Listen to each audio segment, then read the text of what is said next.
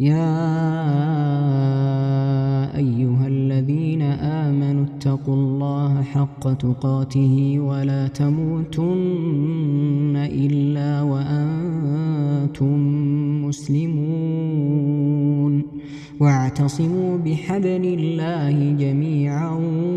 ولا تفرقوا واذكروا نعمة الله عليكم إذ كنتم أعداء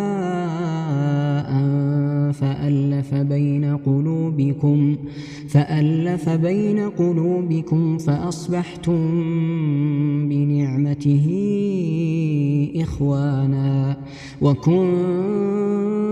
على شفا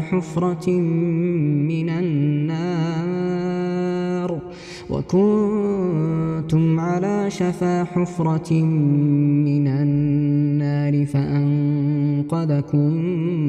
منها كذلك يبين الله لكم آياته لعلكم تهتدون